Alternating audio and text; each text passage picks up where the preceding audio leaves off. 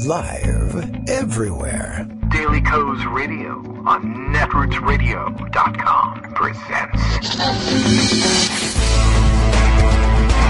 David Waldman.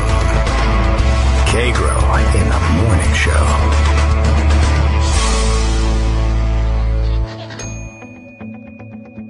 Now, here's David Waldman. Hey, good morning, everybody. How you doing? It is Thursday, October 5th, 2017. Time for yet another show. Bill is already prepared for it up in Portland, Maine, and tweets for us. The Daily Kos Radio is live. This is your warning, everybody. Is Trump still an effing moron? You bet. I can tell you right off the bat. But as the tweet says, Kagro X, that's me, David Waldman. Hi, I'm your host today.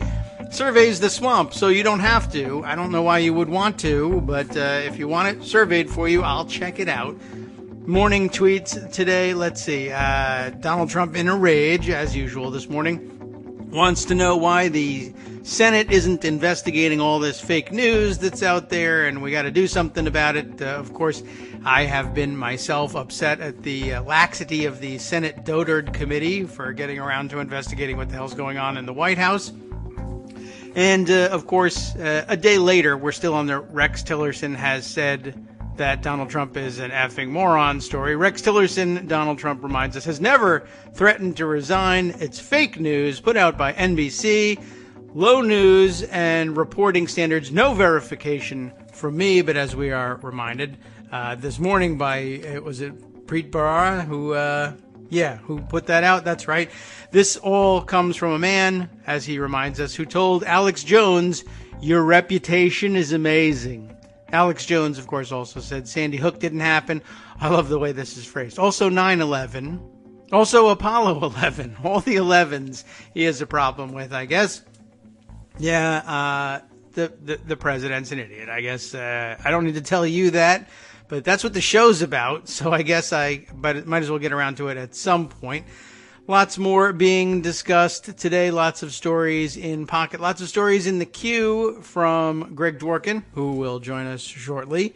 I'm okay on breakfast today, Greg, so everything's fine. Take your time, and we'll survey the damages from the night before. What other fun things are there going on? I don't know. Let's take a look around and see what we can find out. What's happening on the popular front this morning? I don't know. There's no unifying themes on Twitter. Everybody just pretty much still pretty sure that Donald Trump is an idiot. Here comes Greg now, as a matter of fact. I guess he's ready. He's ready and rearing to go. There must be a whole lot of news or something. I have not been able to focus on it all this morning, pushing the kids out the door. But you know how that is. We'll catch up shortly and soon enough. Good morning, Greg. How you doing? We're doing great. Okay, good. That's news item number one. Yeah, I mean, sometimes we come on a little early to help you get breakfast. Sometimes it's because I have to get out the door. That is a good reason, too. You know, sometimes it just is. The doors rule. So, the professional thing about what David and I do is that we don't plan any of this except on the fly. And, of course, it shows. Yeah, I get that. But, it's still fun. I still just love getting up in the morning on the days that I'm on the show and talking with my friend David. It's funny. You were talking about Donald Trump's tweets. I have actually put aside the tweet of this morning. Why isn't the Senate Intel Committee looking into the fake news networks in our country to see why so much of our news is just made up fake? And he didn't, but he could have easily added that with fake, fakety, McFake, fake. I mean, he's used that word in about 10 of his last 12 tweets.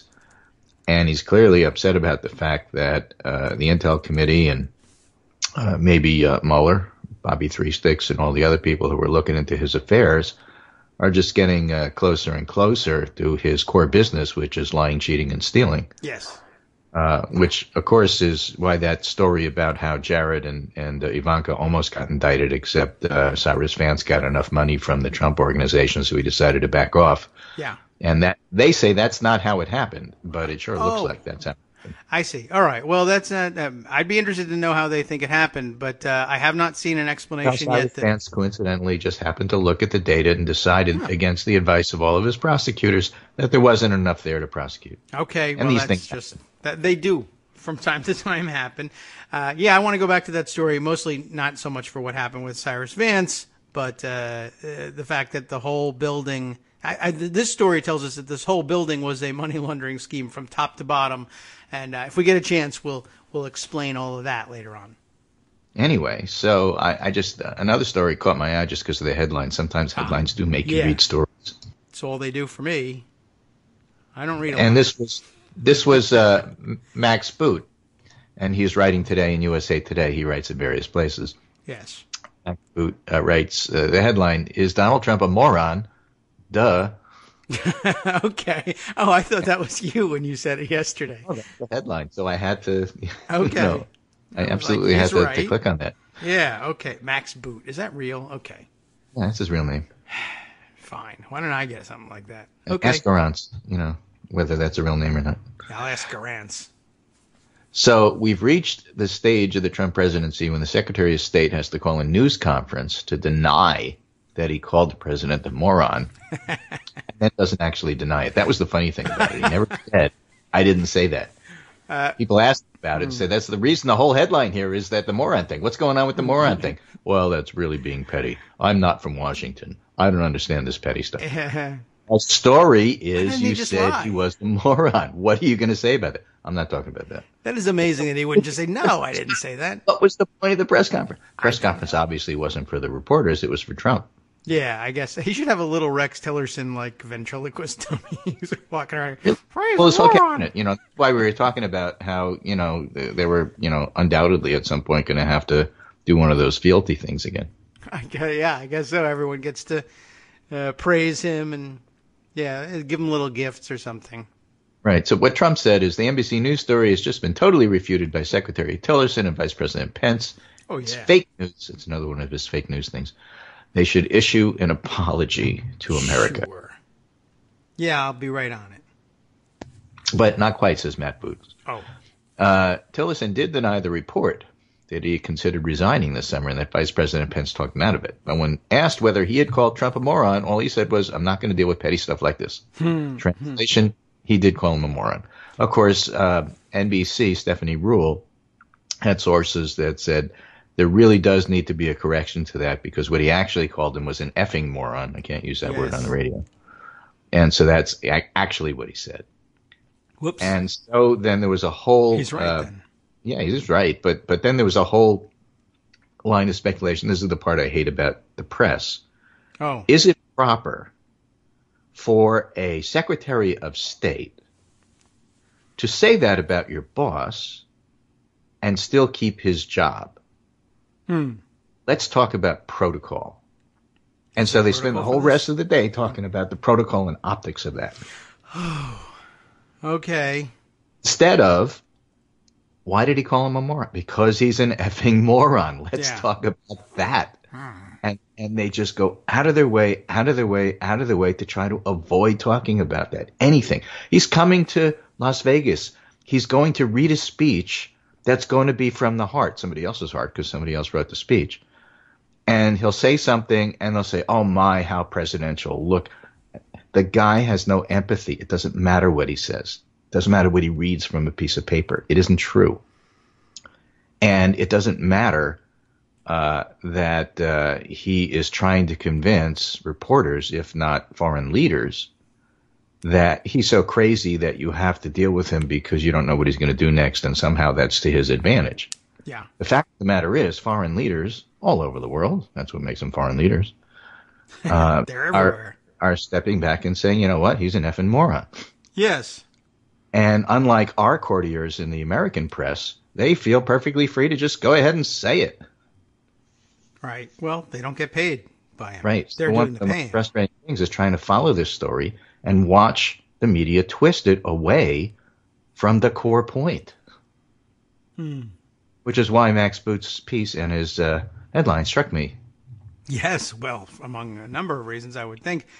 Getting back to the core part of it. And Rex Tillerson is the guy who's such good friends with Vladimir Putin, too, right?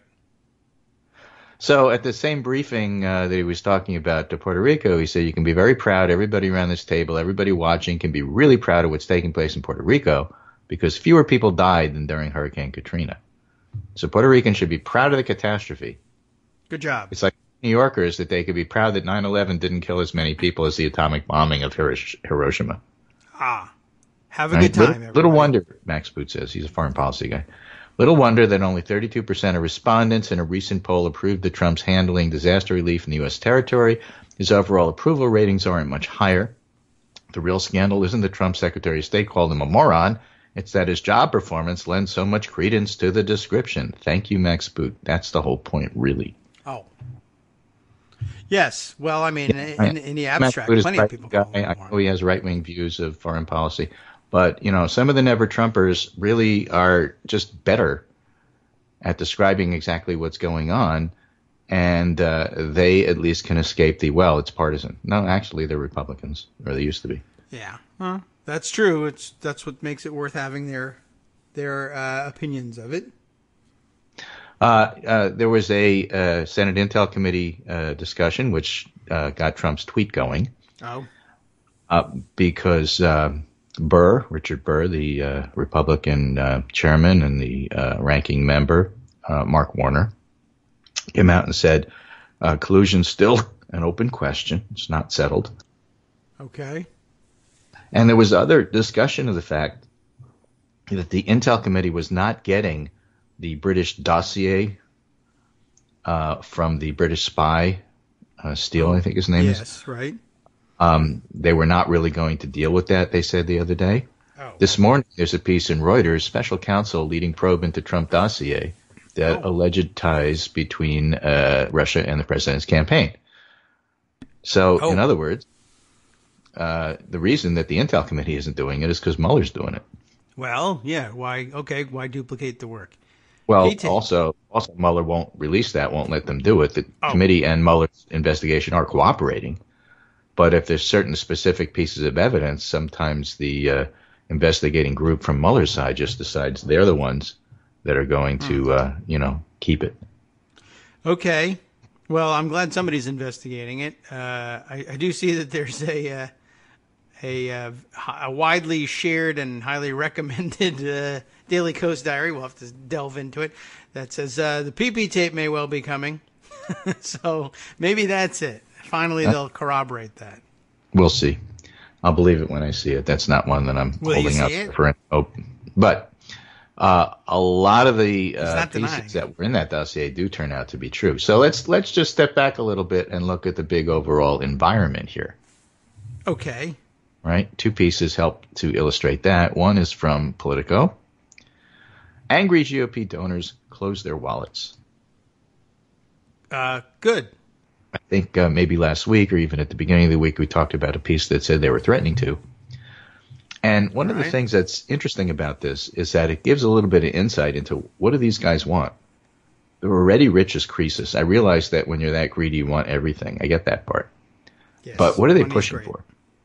So what the article says in Politico, I'm sick and tired of nothing happening. One contributor says of the party's legislative failures. But what does that mean? Some of them, it's about Obamacare. Oh, all right. Why is it about Obamacare? What do they care? Because it frees up money to cut taxes. It's Sheldon Adelson here is in the article, the party's most prominent donor, because they mention his name all the time, who's privately expressed frustration that the president hasn't moved the U.S. Embassy in Israel from Tel Aviv to Jerusalem. You have people who are in the energy sector. Obviously, they want less regulation. They can make more money. Okay. There's agribusiness.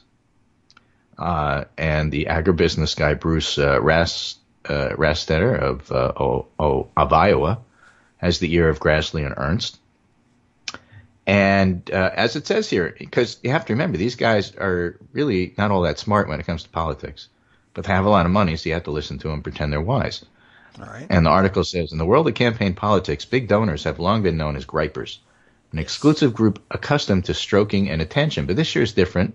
Veteran fundraisers, that is to say the strokers and the attention givers, say they're having an unusually hard time setting up meetings with major contributors, lining up checks, and organizing events.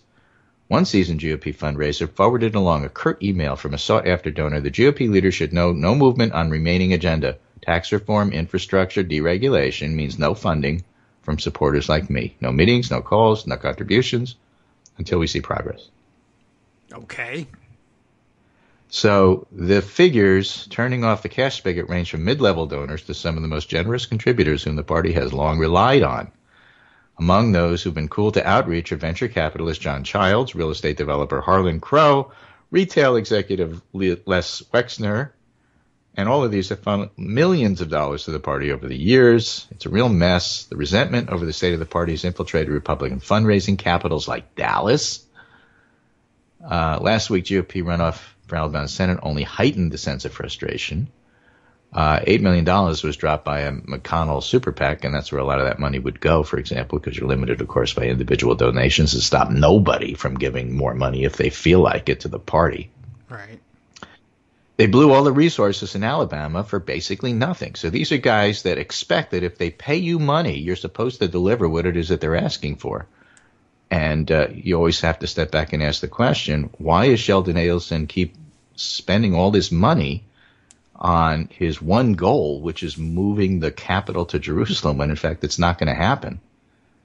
And the answer is just because he's rich doesn't mean he's smart. Well, that we know is true. Yes, somebody did make a good point the other day about one of the main reasons why extraordinarily wealthy or successful businessmen, and I suppose this would apply to businesswomen too, but we haven't given them much of a chance, why they just make such terrible public servants, and it has to do with the fact that their entire lives revolve around surrounding themselves with yes men and sycophants, and it's difficult for them to deal with real people or to understand that sometimes just throwing money at something doesn't get a result.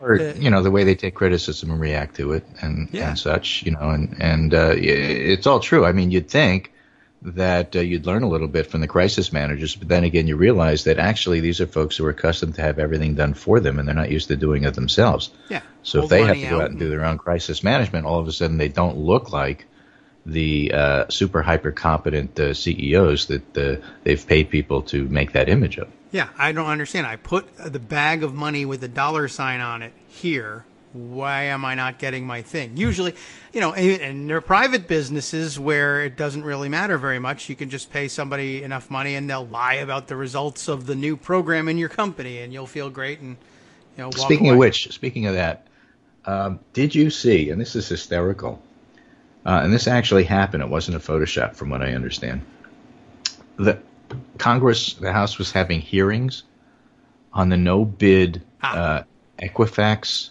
contract. Yes. That's supposed to be given because Equifax is going to help them with some kind of security thing. I wasn't even paying attention to what Equifax was supposed to do. No one knows.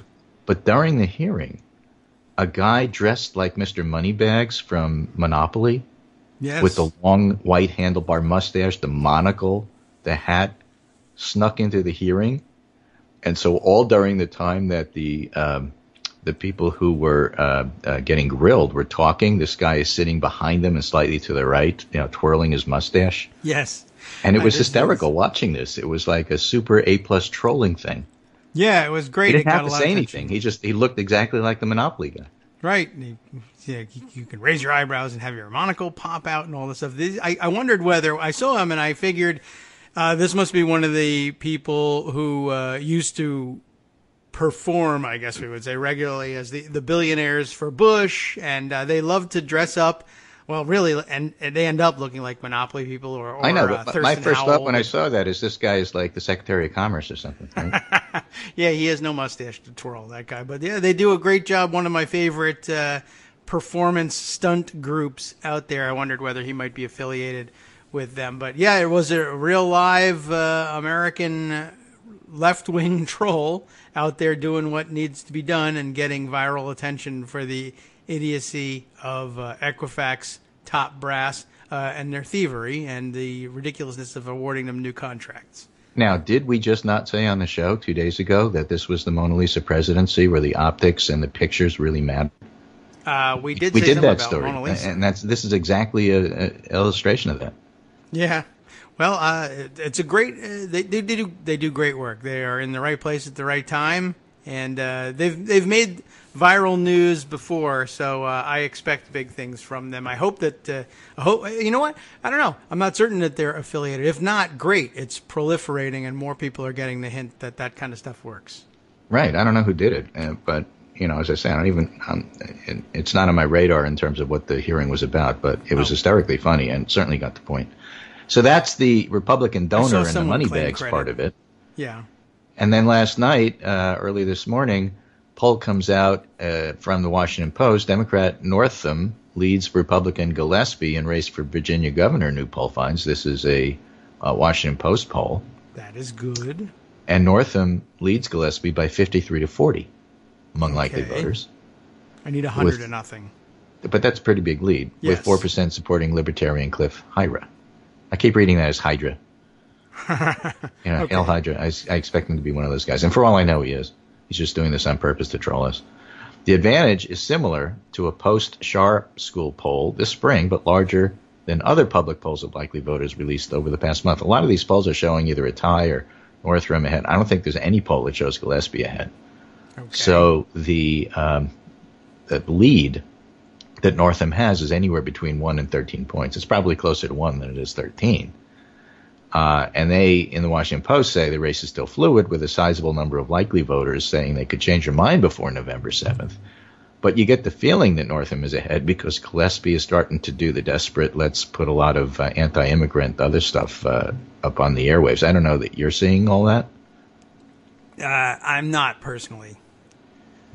But keep an eye on that because a lot of that stuff is coming. I'm told that Gillespie has quite a lot of nasty ads on and coming. And you do that when you're behind and you feel like you have to make up some ground. Yeah. Now, Patrick Ruffini, who is a Republican, has this morning a quick thread on the Virginia governor and why polls might be unusually over the map and how this might impact the final result. The short answer is it's all about turnout. Sure. True. Right. In certain races in the recent past, Republicans have turned out and other Democrats have. So sometimes what happens is, like, if Obama's president, the GOP is the one counting on off-year turnout. Yes. So Ruffini says, remember, he's a Republican. One conclusion we can draw is that turnout is driven by candidate quality. There was an exceptional Republican turnout for McDonnell, was it? Oh. The guy who was indicted and then convicted, and then the conviction was overturned. Yes, that's the guy. Well, one of the guys. And Cuccinelli came close, but he was seen as underperforming. So this isn't a normal election, Ruffini says. Turnout swings wildly. Try to track this with voter file polls and analytics polls, not the random digit dialing polls. Now, why that particular comment? Remember what I said the other day about Stan Greenberg writing all these nasty things about the Clinton campaign in terms of how they performed poorly in the last week and they didn't do polling? Mm-hmm. Right. Let me go back and read that again in that context. Trust voter file polls and analytics polls where you can, not random digit dialing. Ruffini is saying here the regular old polls that you're all used to that Stan Greenberg does aren't going to help you because they don't really look at turnout. And that's the whole argument between the traditional pollsters and the new guys. And that's one of the reasons why Stan Greenberg's piece was so bitter. Not because the Clinton campaign was so incompetent, but because it's a old-fashioned poller versus the new way of doing things. And a lot of that kind of seeped into what his writing was about. Okay. And here's a great example of it. Here's a young guy saying, don't pay attention to the polls. At least not the traditional ones. They're not telling you what's going on because they don't tell you about turnout. Well, there's a certain amount of logic to it that was lacking. On both sides. And Greenberg's not completely wrong, and Ruffini's not completely right. I'm just I'm bringing up yet again, there is that dynamic, and you always have to figure that when you're reading the, quote, analysis, or I should say air quotes around the neutral analysis. I see. Before you actually try to figure the analysis, you got to figure out what kind of person this is. Is it a traditional pollster? You kind of already know where they're coming from. I'm just differentiating him from the other young-ish Republican people who say don't believe the polls because they're skewed. Right. Ruffini's more data-driven. Yes. And I find his analysis a little bit more credible. It's more data-driven than that other guy who just was unskewing things based on, I wish they looked this way. Yeah, that was just dumb. Yes. He's a little bit dumb, Ruffini, but not that dumb. Right. And as we come up to the break, but not quite there yet, I'm just going to finish up and leave you with two pieces here, which I think were just interesting. This is Ed Young, one of my absolute favorite science writers, writing in The Atlantic, The Absurdity of the Nobel Prizes in Science, he writes. They distort the nature of the scientific enterprise, rewrite its history, and overlook many of its most important contributors. As an example, there's a gravity wave Nobel that was given in physics to three guys who discovered gravitational waves, but there's hundreds of authors on a 3-page long author list that went with this, but they only award it to 3 people. Ed Young's point is doing so distorts the way science is actually done and rewards some people and lowers others. And it's basically unfair and absurd, and it's a holdover from the 100-year ago days when people worked by themselves. Is there a reason that they do? Is there a reason? Is there some kind of limit to the number of people they can fit on a stage or something? Yeah, or? 3 at most. You only get the Nobels. You can only give 3. So if you have a 7-person team, only 3 of them are getting the Nobel. Is that really? That's the actual limit? I think so. The wider problem beyond who should have received the prize and who should not is Nobels reward individuals, 3 at most, for each of the scientific prizes in any given year. Okay. And modern science is the teamiest of team sports. That seems unscientific to limit it that way. Researchers sometimes make solo breakthroughs, but it's increasingly rare. And that's why the whole article is so interesting. It's just not one of those things you normally go around thinking about. No, I don't spend any time. My job is to bring up think pieces. Thank you. I'm glad you did. Maybe it's that they only have 3 of those tuxedos at the rental place. That could be. That's the only reason I can think of. Otherwise, science is just stupid. Which might be true. Okay. Well, the most famous, of course, is Watson and Crick, but not Rosalind Franklin. Okay. That's just 2 guys. All right. We'll be right back after this.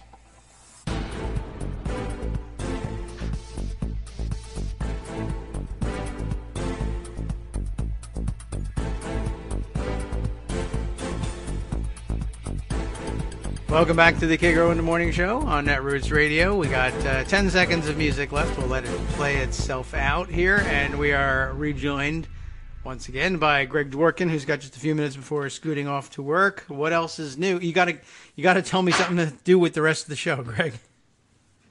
I'm going to finish up on this Nobel thing, which is a long piece, but well worth reading. And I did a companion piece about really looking into Watson, Crick, and Rosalind Franklin. Franklin died 4 years before Watson and Crick won the Nobel. And the rules are you got to be alive. So she lost out on hers because she didn't live long enough. Because by the time Nobel was ready to be done, I think people were starting to recognize her contributions. Nobel she did a lot of the himself is X-ray dead, crystallography. I don't know exactly why that rule would apply either. But why they say it's only 3, but the rules are the rules, right? Yes. And then there's another piece here, a paragraph that says, in many cases, the prizes are about who has survived full stop. Nobel Prizes cannot be awarded posthumously. So Rosalind Franklin was not recognized for her pivotal role in discovering the double helical structure of DNA because she died 4 years before the Nobel was awarded to James Watson, Francis Crick, and Maurice Wilkins. Astronomer Vera Rubin, by the way, if Watson, Crick, and Wilkins get it, there's your 3. Yes. So even you get knocked out, even if you are alive. Astronomer Vera Rubin provided evidence for the existence of dark matter by studying the way in which galaxies rotate, a feat that revolutionized our understanding of the universe. Vera Rubin deserves a Nobel, said science writer Rachel Feltman in October 2016. She probably won't get one in time, and she died 2 months later, Rubin did. So there's that part of it. And then Rubin and Franklin point to another long-standing issue with the Nobels, and I think this is important, inasmuch as they propagate the myth that the lone genius is always white and male, or almost always. Women have won just 12 of the 214 prizes in physiology or medicine, just 4 of the 175 prizes in chemistry, and just 2 of the 204 prizes in physics. The most recent female physics laureate Maria Gropert-Meyer won her prize 54 years ago. It's not for lack of potential honorees. And perhaps none of this would matter if the Nobels weren't such a massive deal. Beyond the monetary value of the prize, laureates are virtually guaranteed a stream of lucrative speaking gigs. Yes. Their paper garners more citations. They tend to live for a year or two longer than people who are nominated but didn't win. Huh. Maybe that's a frustration factor. And the award imprints them with a permanent imprimatur of greatness. The Nobel Prize is not a MacArthur Genius Grant, which is awarded to people who show exceptional creativity. It recognizes a particular discovery, and yet the discoverer is forever billed as an intellectual force in their own right, creating an equivalence between one historical contribution and their entire portfolio of ideas forevermore. Just a really nice piece that makes you think about what's going on. That's more to it there. And, of course, a lot more to the Crick, Watson, and Rosalind Franklin data. I have a piece from The Guardian looking over that. A lot of the stories about Rosalind Franklin have to do with the fact that Watson was such a jerk. Oh? And quite a bit of a misogynist. And so sometimes it's even too far. In other words, they didn't steal her work. She offered it. But she definitely got the short end of the stick in regard to the recognition. And, I work in medicine. I happen to know a lot of brilliant women doctors who happen to be brilliant doctors.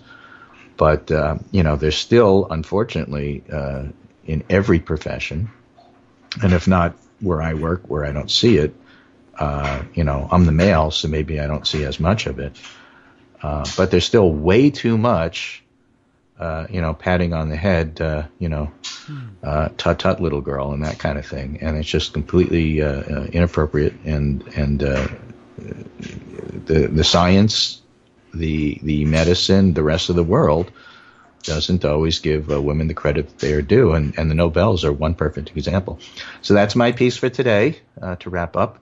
Thank you so much for hearing me out. I'll be back on Monday. And we'll see what kind of mess the world has gotten into between now and then so we can straighten it out. Okay. Take care. This is my friend David Waldman's show, Kagro in the Morning, and I'm Greg Dworkin speaking with him as I do many mornings. Take care and have a great rest of the week. Okay. Thanks very much, Greg. Lots of eye-opening information there. Now, when I never would have, if it wasn't for the article, I guess I wouldn't. I don't pay enough attention. Someone won the Nobel Prize? Great. Fantastic. But good points being made about how that sort of gives all the rest of your work the imprimatur of the genius that won you the Nobel Prize, even if there wasn't any particular genius that won it for you. That is interesting. You get it for a particular discovery, so you could, I guess, almost win by accident, I suppose. I mean, you still have to have the science to back it up. But what a weird rule. Like we didn't have enough ink, so therefore, only 3 people can win. There's not enough room on the page. Now, of course, with the internet and everything, it's free to list all the people who were involved in the research. Why you can't win it posthumously, I don't know. The prize is named for a guy who's, I think, worldwide known as a dead person. But I guess the prize isn't going to him, so I guess it's all right. I don't know what the hang-up on posthumous prizes is, except maybe they didn't want to get caught up in the court battles over what to do with the money. I don't know. They just like to have a show, and there needs to be somebody there to bow and take the money from the king of Norway and or Sweden, depending on which Nobel Prize you're accepting. And, all because the guy felt bad about inventing TNT. I'm not so sure that these rules should stick. I think it might be time for them to revamp them, and I guess that's what the Atlantic piece and the Guardian's piece probably likewise are all about. Is it possible to nominate someone posthumously for a Nobel? What, for just to nominate them for the prize? That's the question that Greg is asking here. Is Greg asking it, or who's asking this question? I'm trying to catch up on things here. Okay, let's see. Is it possible to nominate someone for a posthumous Nobel Prize? No, it is not possible. The answer is what he's sending me. It's not possible to nominate someone for a posthumous Nobel Prize. Previously, a person could be awarded a prize posthumously if he or she had already been nominated before February 1 of the same year, which was true of, Eric Axel Karlfeldt, Nobel Prize in Literature in 1931, and Dag Hammarskjöld, the Nobel Peace Prize in in 1961. Effective 1974, however, the prize from that date forward may only go to a deceased person to whom the prize was already awarded, usually in October, but who had died before he or she could receive the prize on the 10th of December. What are we looking at here? William Vickery, the 1996 Sveriges Riksbank Prize. Oh my goodness, who's Sveriges Riksbank Prize in Economic Sciences in memory of Alfred Nobel. Is that the Nobel Prize for Economics? Okay. Well, all right. Very interesting. Well, it's the point here, I guess, is that there can be changes made to precedent, but how to do it, I don't know. First of all, you got to have a white tie and tails, I suppose, and then you got to sit down and be able to speak in the various languages of the gang there assembled for putting the prize together. I suppose it helps them in some way, like narrow things down. I suppose the decision-making process is grueling enough as it is, and if they can winnow the field out by people who are dead, you don't feel like you're disappointing anybody. Maybe that's it. The Monopoly Moneybags guy could be a representative there, too. That's right. He could go there. Greg nominates... what do they call him? Uncle Pennybags? Is that something with I don't know. Who knows? The Monopoly guy is the way I know him and the way you know him too. And he can go and vote himself the Nobel Prize. Can you be an effing moron or a dotard and win the Nobel Peace Prize? I'm curious about that one. I don't know. Let's dive into the rest of the stories for the day. As fascinating as the Nobel Prize story is, I don't know if I can add more to it than just reading it, and you know where to find it by now. And if you don't, you'll find it in Scott Anderson's roundup of the day, and we'll be happy to provide that to you. Let's see. Speaking as we did of Donald Trump and his rage tweeting, there was a noticeable lack of rage tweeting about the Las Vegas shootings, and we might get some insight on why that is, although I suspect that you already know what the answer is. From Nancy Letourneau, who writes at the Washington Monthly, she has this piece entitled, "How Did Trump Respond to White-on-White Violence?" Because that's what we were looking at. Nobody has a vertical on that on their websites as far as I know. White crime? Maybe we ought to start that. All right. Here's what she has to say. If all you knew about Donald Trump was his remarks in response to the Las Vegas shooting, you'd be a very happy person. You might be impressed. I don't know if that's the case. I wouldn't go that far, but I get your point. Here are his remarks on the situation, I guess, excerpted here. We call upon the bonds that unite us, our faith, our family, and our shared values. This, you can see somebody else wrote this. We call upon the bonds of citizenship, the bonds of community, and the comfort of our common humanity. Our unity cannot be shattered by evil. Our bonds cannot be broken by violence. And though we feel such great anger at the senseless murder of our fellow citizens, it is our love that defines us today and always will, forever. In times such as these, I know we are searching for some kind of meaning in the chaos, some kind of light in the darkness. The answers do not come easy, but we can take solace knowing that even the darkest space can be brightened by a single light, and even the most terrible despair can be illuminated by a single ray of hope. Well, that's the speech. This morning, there were no rage tweets, she notes, only this. This would have been yesterday morning, of course. Or maybe it was the day before. This is dated October 3rd. There was only this tweet. I am so proud of our great country, capitalized, doy. God bless America. But that is a very different reaction than we've seen from him in the past. And here another excerpt, this time from a Washington Post story. During his campaign, Trump made the shooting in San Bernardino, California, which was carried out by Islamic radicals, a centerpiece of his proposal to ban all Muslims from entering the United States. I would handle it so tough, you don't want to hear, he boasted days after the attack. That is so perfectly Trump.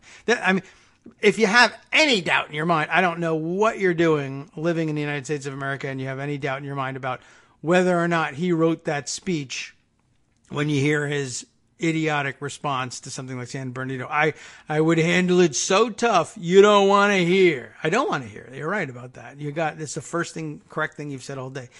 And Trump reacted to the shooting in Orlando at the Pulse nightclub with self-praise, of course, because that's how he reacts to everything, suggesting that the incident was a symptom of weak democratic policies.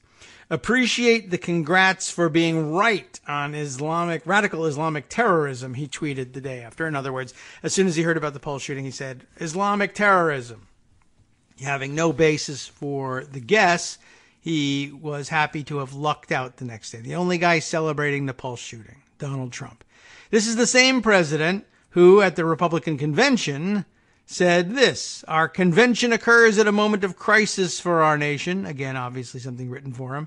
The attacks on our police and the terrorism in our cities threaten our very way of life. Any politician who does not grasp this danger is not fit to lead our country, ironically enough.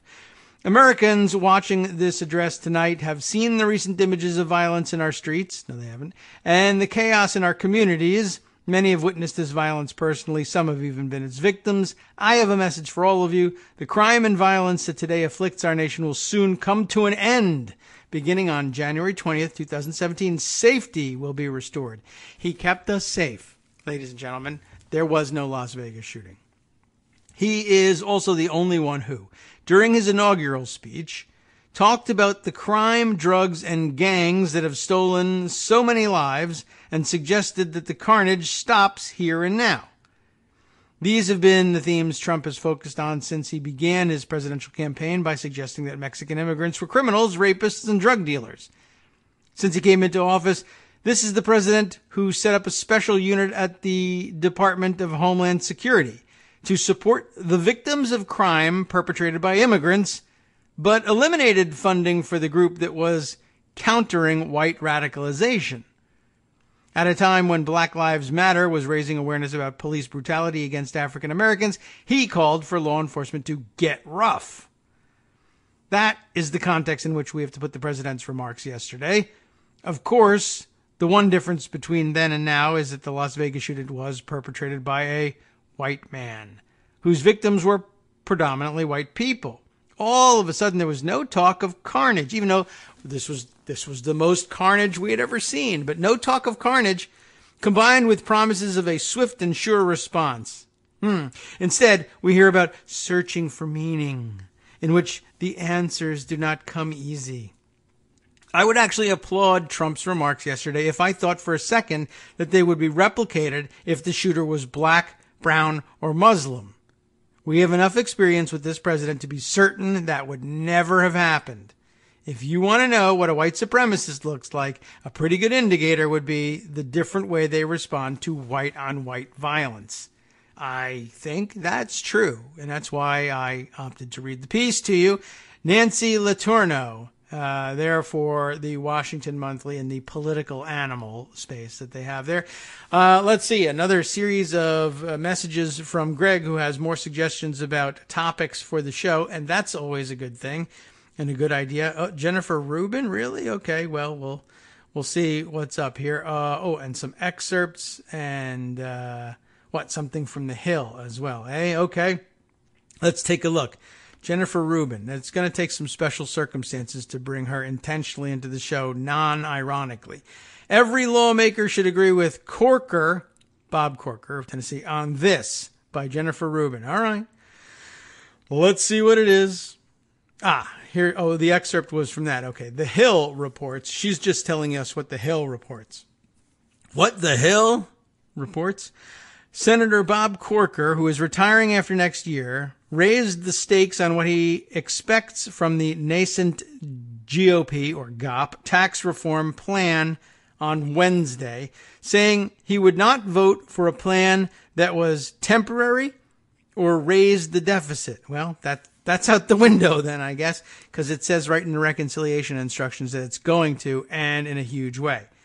The Hill continues reporting here. Speaking at the Senate Budget Committee's markup of the budget, which will unlock the process Republicans want to use to pass the reform, reconciliation, Corker said he would not vote for a final bill unless it, quote, reduces deficits and does not add to deficits with reasonable and responsible growth models, and unless we can make it permanent, I don't have any interest in it.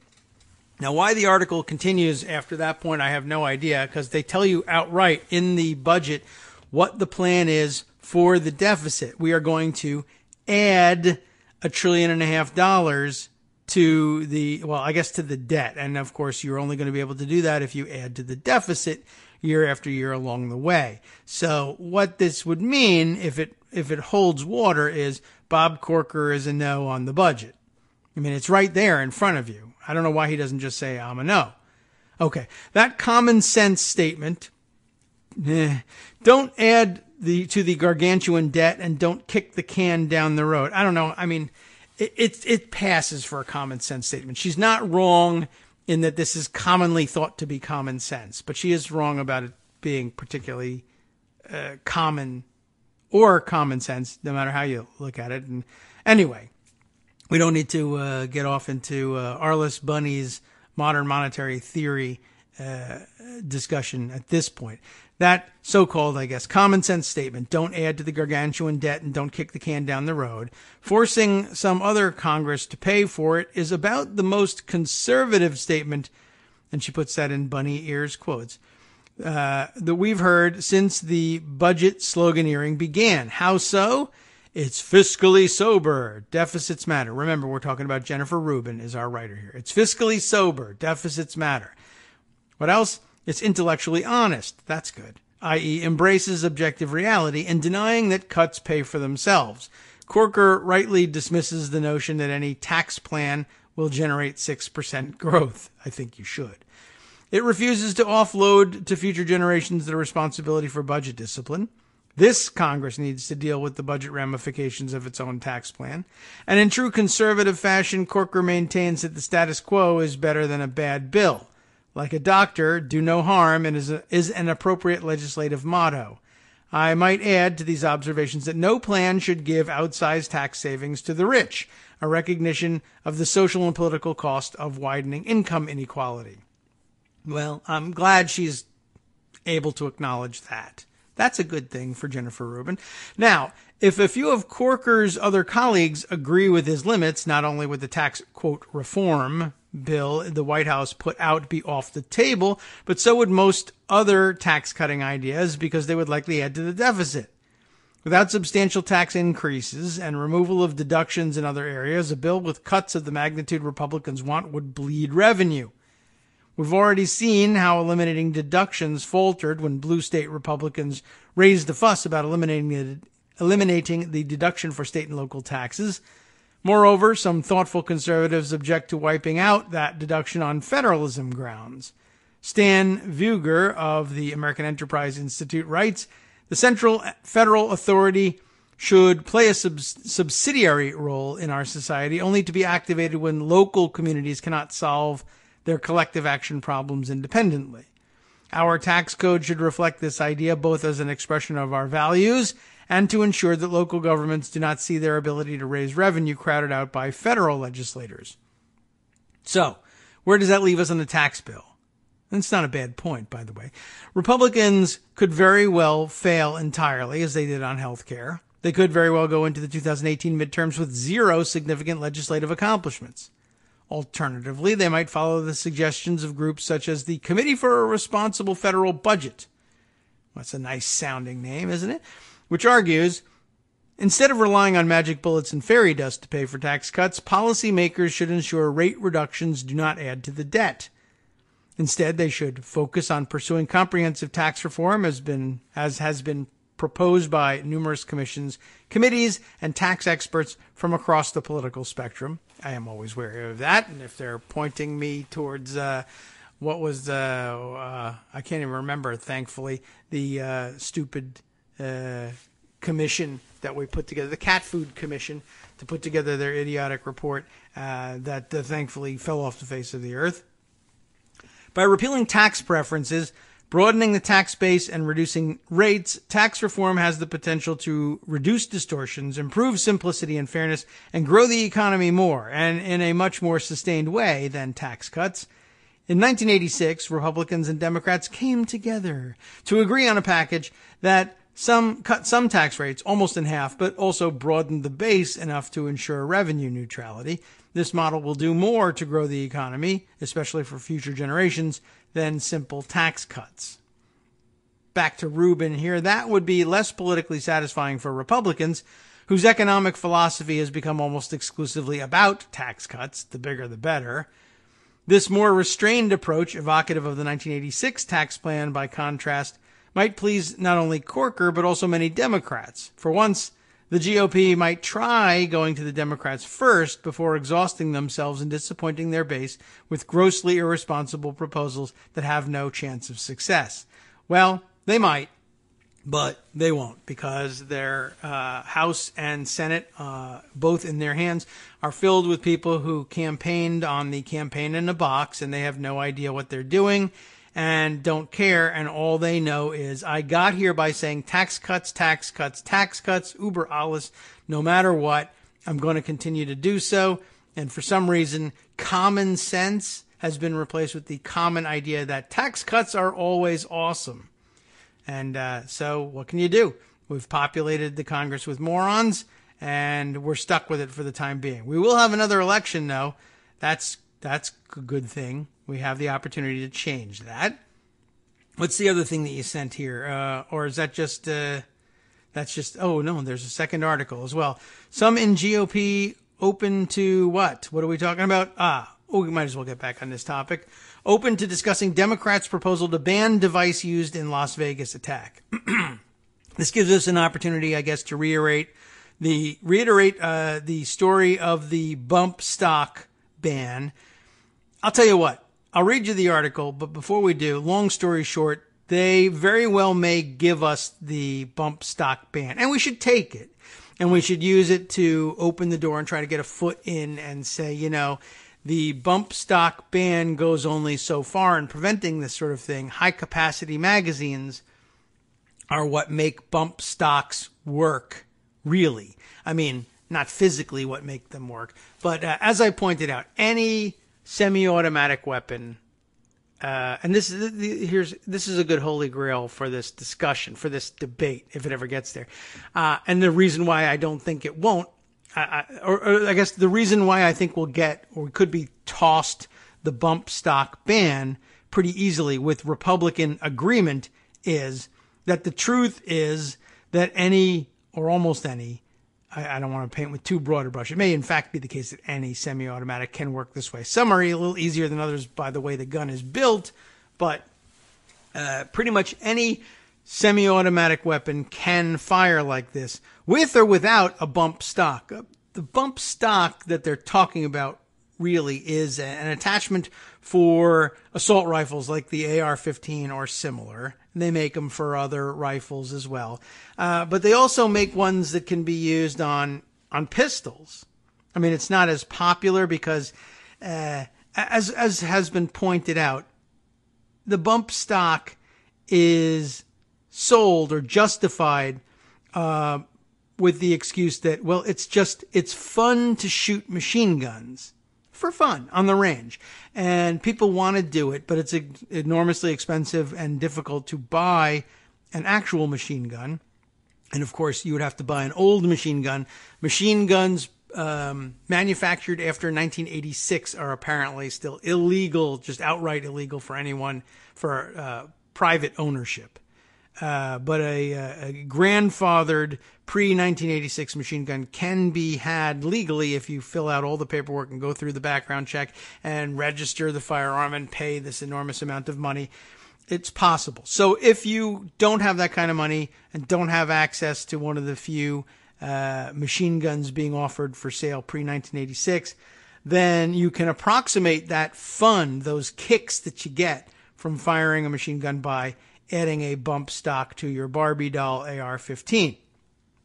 That's all, well and good. Of course, inside the community of gun ownerships, gun nuts really, the bump stock is sold with a wink, wink. It's just fun to do. But really, if you want to stockpile weapons to fight the jackbooted thugs of the government who you truly, openly hate, but honor when it comes to yelling at black athletes who won't stand for the national anthem because they hate the troops, then you can get one of these things, and it's your only hope that your awesome-looking AR-15 will ever be able to stand up in a firefight to the small arms being carried by the jackbooted thugs that will come to put down your rebellion. Nothing we can do about their mortars or tanks or shoulder-fired rockets, etc., but some of that stuff we've buried in bunkers out in the woods, and maybe we'll be able to put up a fight for a few minutes. Anyway, that's what the bump stock is really about, and that's why it gets sold as an accessory for AR-15s more so than as an accessory for pistols. But you can, in fact, use them on pistols, and you can, in fact, as I pointed out yesterday, do it with your bare hands. I don't know if any of you looked up any of the videos about how to do that. It's a little bit of a waste of time, but you can at least do it to assure yourself that it's true. You really can bump fire just about any semi-automatic weapon just with your bare hands, and that's kind of why the ban won't make any sense. But as we discussed yesterday, if the gun nuts were to push back on that, that would give us the opportunity to unearth what really lies beneath it all, which is that it's the semi-automatic weapons themselves that pose this enormous danger. And of course, a high-capacity magazine is the only other accessory you'd need in order to make your bump stock worthwhile. If you can fire like a machine gun, you're going to want to do it 100 times, not just 6. You get the point. We'll be back after this break.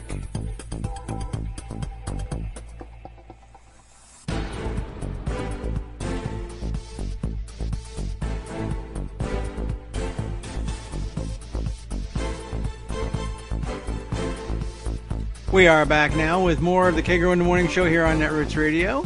And I've got some more news here on hand from Greg Dworkin. Just a short update. I guess we could read a little bit of this later, but I think the most important update is that Monopoly Man is a woman. That's a great disguise. It says here in Time magazine that the person who was dressed up as Monopoly's rich Uncle Pennybags, now we've got a real ID on the fake character, is Amanda Werner.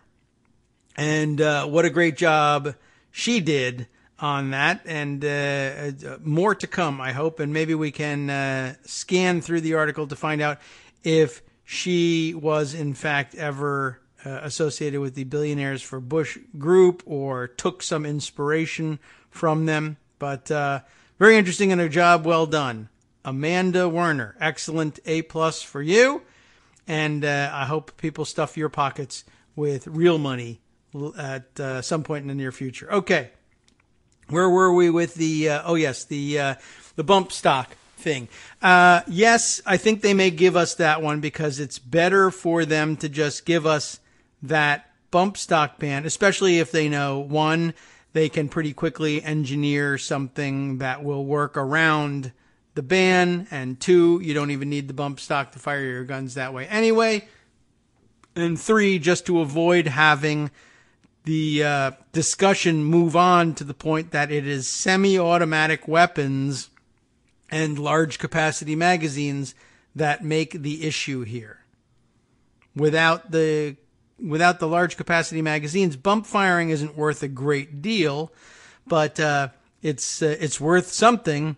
And the fact that semi-automatic weapons aren't really that far off the mark from just plain automatic ones is something that the gun community definitely does not want discussed, because the ultimate result of that, if you wanted to do the sensible thing, if the idea really was we want to eliminate the ability of just any civilian to buy guns off the shelf and fire them into crowds so rapidly that they are mistaken for machine guns, and we need to get anything that can enable this from happening off the market, then you are eliminating the entire currently legal market for semi-automatic firearms. You know, that's just everything. That's basically all they sell, every modern gun there is. And that would just be tantamount to a gun ban, which would be fine for Armando and for a lot of people probably listening to the show.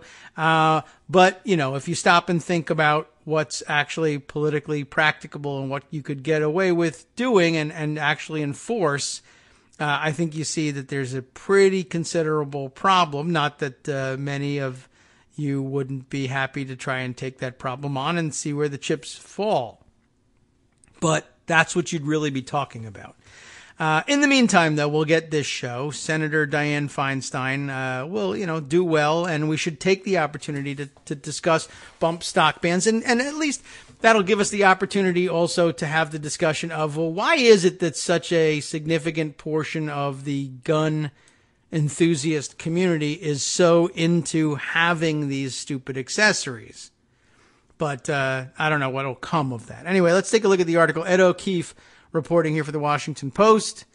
It didn't work after mass shootings at a nightclub in Orlando, college campuses in Virginia and Oregon, a church in Charleston, or a movie theater and high school in Colorado, or after 2 lawmakers survived assassination attempts, but after a gunman killed 58 people and wounded more than 500 at a Las Vegas concert, Democrats are going to try again to revamp the nation's gun laws. And some Republicans signaled that this time may be different. And again, like I said, part of the difference is that America finally discovered bump stocks because they turned up in numbers at Las Vegas, and because people heard the tapes, they heard what they give one person the ability to do, and they saw the results. And, well, there you go. Or maybe it has a little something to do with the article we just read previously about white-on-white violence. I don't know. I'm sure there's some amount of that involved, too. Stunned by the carnage caused at a country music festival by one heavily armed gunman, and embittered after years of fruitless attempts at gun control, congressional Democrats on Wednesday unveiled new, narrowly tailored proposals to ban devices used in the shooting and revived old ideas to close loopholes and restrict some gun purchases. The fresh push comes at a fractured moment in American politics, but Democrats believe that the scope of the carnage might make a difference. Some senior Republicans dismissed talk of new gun legislation as insensitive or premature, really insensitive. Come on. But ardent Second Amendment supporters said they are at least open to discussing new laws, and one senator said he supports banning certain accessories used in the shooting.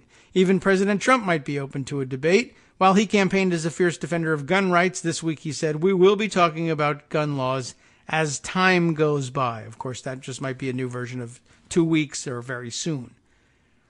As Trump flew aboard Air Force One to Las Vegas to meet with survivors of the shooting, Senator Dianne Feinstein unveiled a bill that would ban bump stocks, devices that can be purchased online for $200. You can make it for $100, to make semi-automatic weapons fire more like automatic weapons. At least a dozen of the 23 firearms recovered in Las Vegas were semi-automatic rifles legally modified using bump stocks.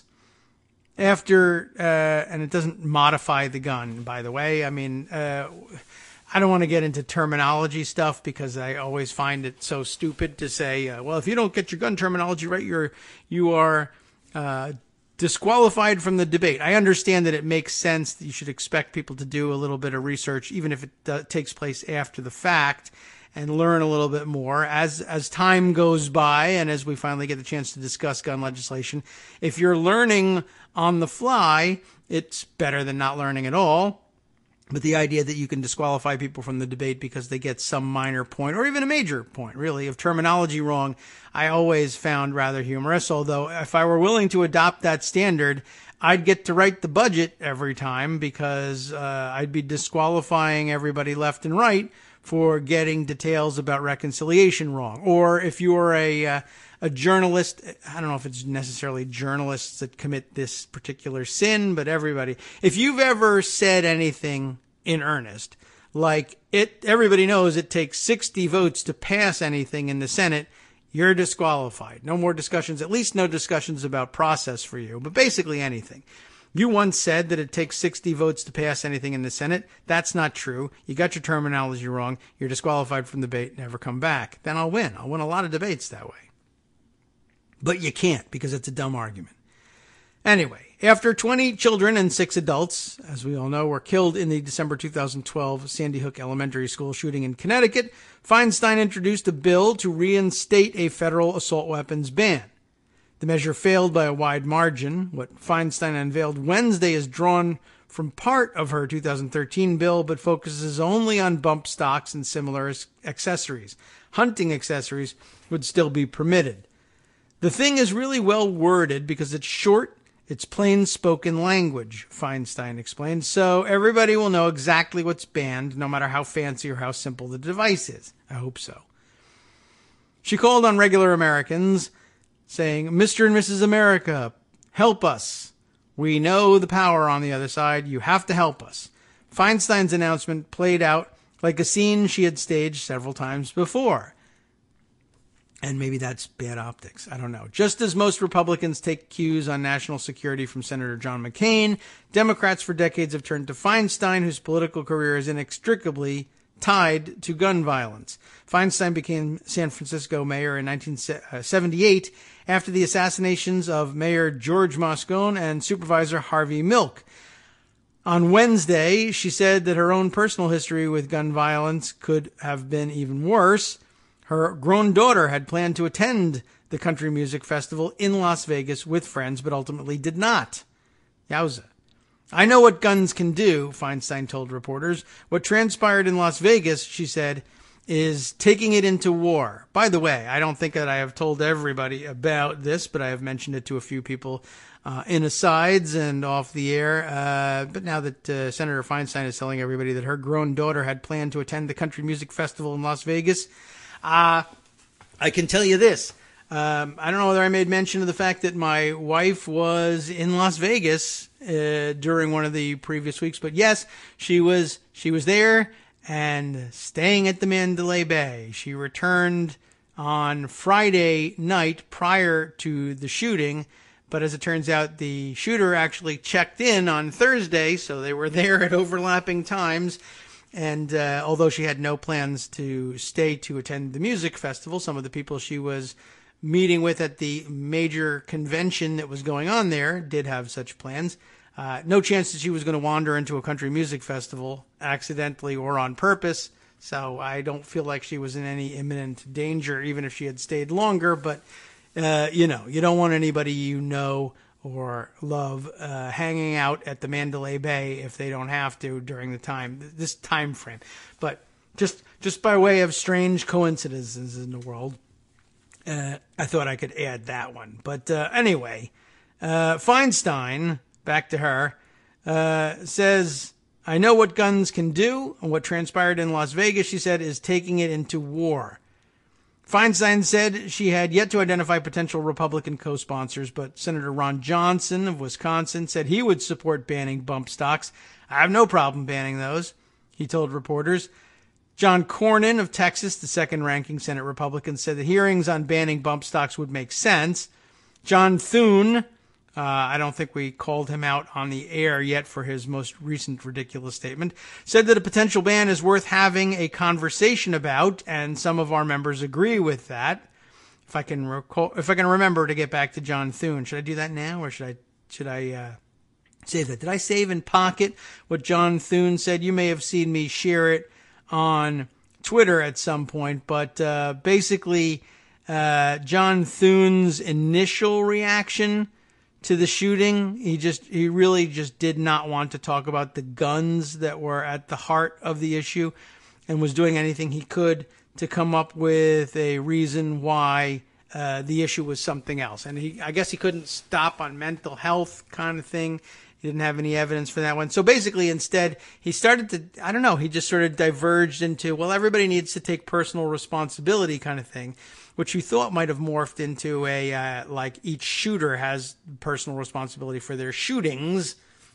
But instead, somehow, bizarrely, he ended up on the idea, well, you just got to do what you got to do to stay safe. Like you've heard it, when you're in a situation like that, you got to do what you can to get small. In other words, his response, unthought through, obviously, off the cuff, unreasoned response to Las Vegas was, it's really your fault for getting shot. You're not getting small enough. You're not doing enough to duck. The real true answer to our gun crisis in America is Americans need to become more adept at making killers miss when they shoot at them. And then we won't have this problem. If those 50 people had known better how to make the guy miss, we wouldn't even have heard about this. It would have been a non-incident. It's one of the dumbest things you've ever seen said about anything, anywhere.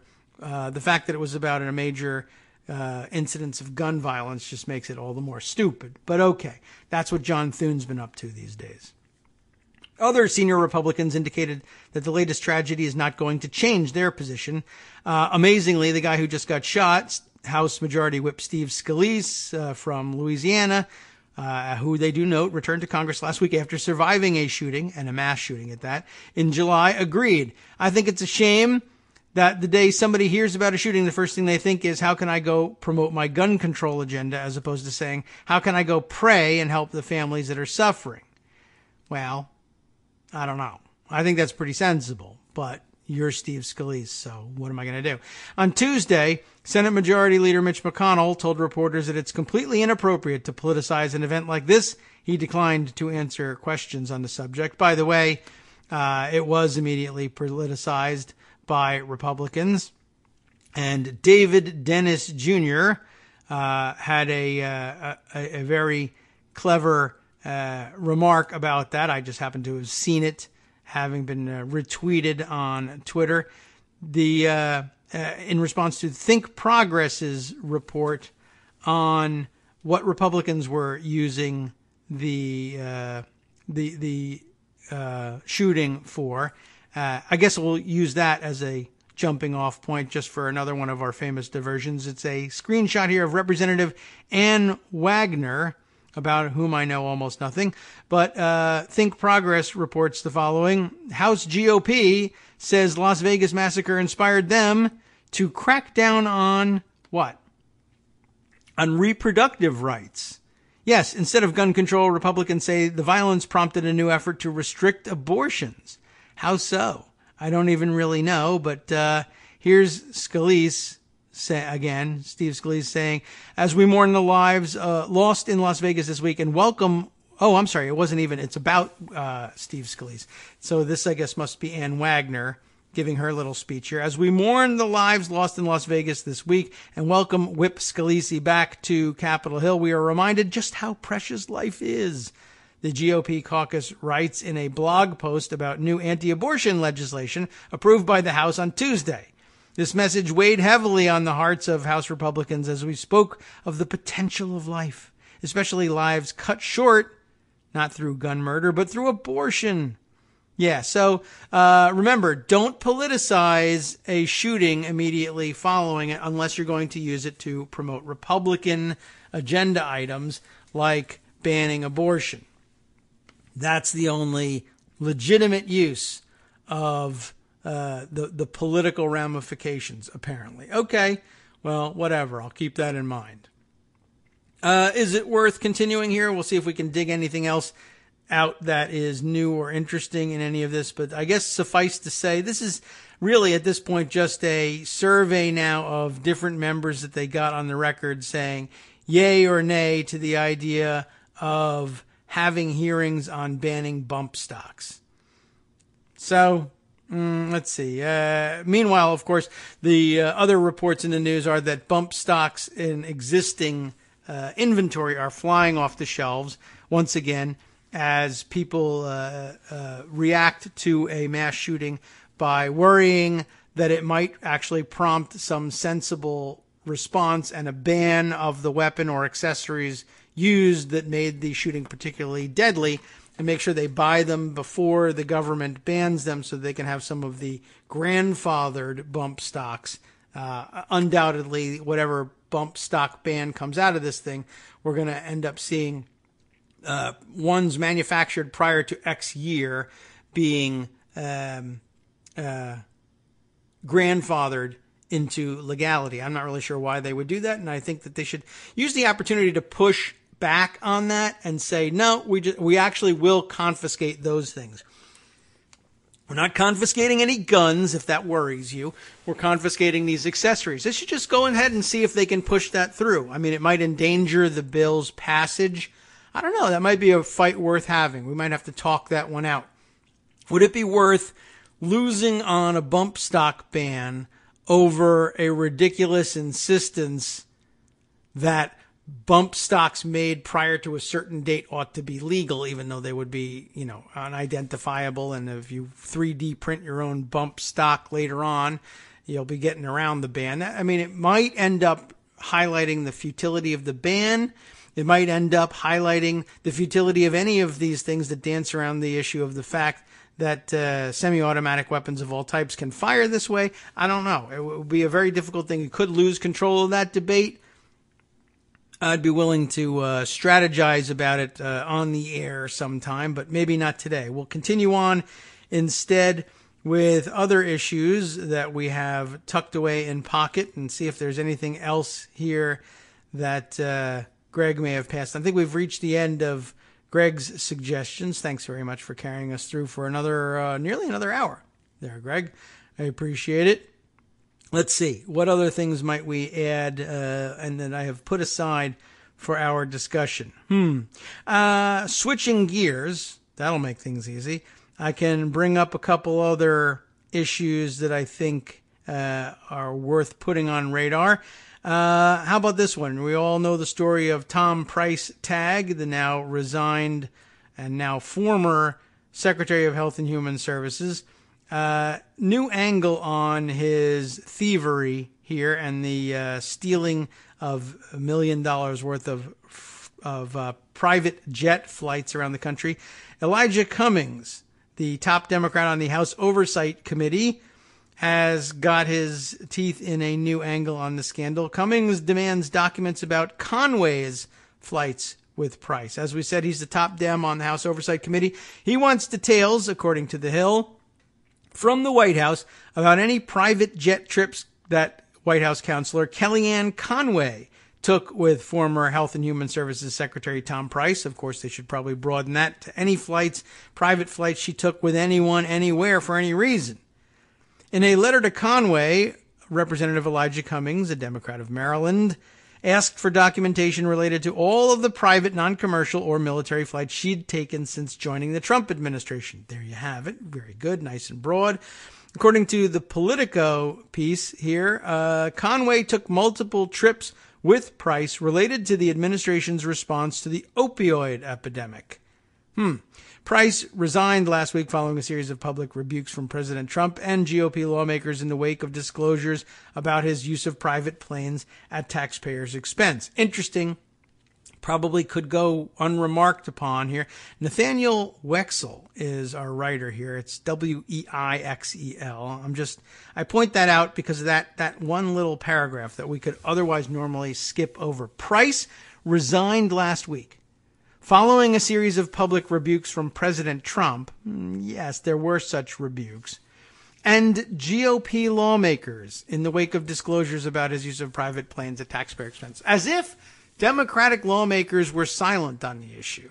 Like, oh, well, or is it the case that he knows that they weren't silent on the issue, but that what really works with Price is criticism from Republicans? For a Democrat to say, hey, it's bad public practice for secretaries to waste taxpayer dollars on luxurious private jet travel. Who cares? They're Democrats. Republicans said it. Oh, well, now that's something worth taking seriously. I don't know whether the issue is Price's or Nathaniel's or both, or it's just the slip of the tongue. I didn't really mean that. I should have just said lawmakers, but for some reason I said GOP lawmakers. I don't know. I'm not certain, but just that's what we do here. We highlight such things. Cummings said he wants to know if Conway has any plans to reimburse taxpayers for her trips. You have not made any similar public statements indicating whether your own actions were appropriate, whether you will continue to take such flights at taxpayer expense in the future, or whether you plan to personally repay the taxpayers for the costs of your seats on those flights, Cummings wrote. In a separate letter, Cummings asked acting HHS Secretary Don Wright and Treasury Secretary Steven Mnuchin for a copy of Price's check. I'd like to see that myself. Just like I'm still awaiting copies of Donald Trump's checks to charities, but I'm not going to get it. The Oversight Committee last month launched a bipartisan investigation into the use of private jets by cabinet officials, but the committee's chairman, Trey Gowdy, investigator supreme, did not sign on to most of the recent letters. Cummings asked for a copy of Price's flight payments by Friday and records documenting Conway's travel by October 18th. The day before he resigned, Price had promised to repay the cost of his travels with a personal check. However, HHS said he would only pay for the cost of his share of the travel, which amounts to just under $52,000 and is a lie. According to the Politico investigation, the cost to taxpayers of Price's trip since May topped $1 million. Yes, again, his excuse, I was only occupying one seat of that plane. But of course, he chartered the plane for himself. The fact that it was empty is his own doing. He could have, I guess, asked for other people who were traveling to contribute toward the cost of chartering the thing, but it didn't matter to him because he was charging the taxpayers for it. The $52,000 thing that he's come up with is completely ridiculous. He owes the government $1 million. That plane should never have been chartered. But, they're not so good at economics or figuring out what things really cost, these fiscal conservatives. Anyway, there is more out there that deserves to be rounded up. And I did say that we might be able to find our way back to the Trump Soho story. I don't know whether that's something we can do today or not. Maybe we can get to the other tidbits that we have here. And if we hang on to this stuff, we can fill out a Good Friday show, too. Also meant to talk to Armando a little bit about Puerto Rico and other issues that may have been sort of flying under the radar up to this point. Perhaps that's a Friday thing we can work out, too. Plus, of course, our Monday show, I neglected to remind Greg that we will be off the air live on Monday, but we will hopefully put together a fresh, brand new show for you of pre-taped material, just so as not to leave you hanging. If you happen to have the day off for whatever you call Monday the 9th, then you should have a good show to listen to. That's the way I look at it. Okay, a couple other short hits that we can add to things here before we take our final break. Here's a bit of news. This one, where did this come from? Newsplex.com. What's that? Oh, well, it's leading me to a CBS local piece here. CBS 19 News. Where's that? Charlottesville, Virginia. Newsplex.com. Okay, well, I guess that's what they call it down there. Charlottesville. It should give you a hint as to what's going on here. Jason Kessler, the organizer of that Unite the Right rally that went so poorly down in Charlottesville, is in some trouble. He has been indicted by an Albemarle County grand jury on a felony perjury charge. A felony perjury charge. Now, it has to do with something else entirely, but it's interesting that he would find himself, one, indicted, and two, indicted for a felony, and three, that felony would be perjury, of all things. According to court records, the charge stems from a sworn statement he made in January. And you'll never believe it, it was an allegation of violence on the part of leftist political activists. So much for the tolerant left. Turns out to be largely a lie. What do you know? And in fact, like an actual lie in which you're charged with felony perjury charges, having uttered it. Court records show that he gave a statement to a magistrate claiming that he was assaulted by James Taylor, not the James Taylor, but a James Taylor. That would be an interesting thing to do. Assaulted by James Taylor on the downtown mall in Charlottesville on January 22nd while trying to gather signatures for his petition to get Wes Bellamy removed from the Charlottesville City Council. Why? Who? I don't know. But that's what he was doing. Taylor said when he refused to sign the petition, as is usually, you're right, Kessler punched him and Kessler was charged with assault. On January 23rd, Kessler swore out an assault complaint against Taylor, writing that Taylor, quote, grabbed the petition and my arm, violently shaking to separate the two. I guess he was trying to shake the thing loose and take the petition away. Is that the allegation? Kessler claimed Taylor screamed an obscenity while making contact with his face to mine. Every once in a while, whenever it needs to be described in such goofy, weird detail, you're talking about an assault that usually doesn't really measure up to most people's common sense ideas of assault. But yes, an unwanted touching by one of another is in fact assault. The only problem is this assault didn't actually happen. We'll have more of the details after this break for station identification.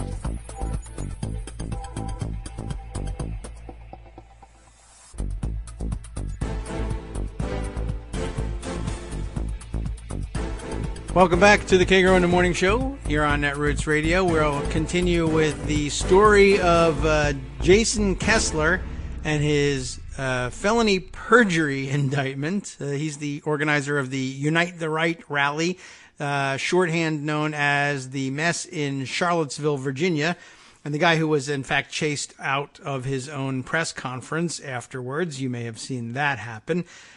This stemming, though, from a January incident in which he was gathering petition signatures on the downtown mall and alleges that somebody who apparently refused to sign his petition got in an altercation with him and he says assaulted him. The other guy, of course, says it was in fact the other way around.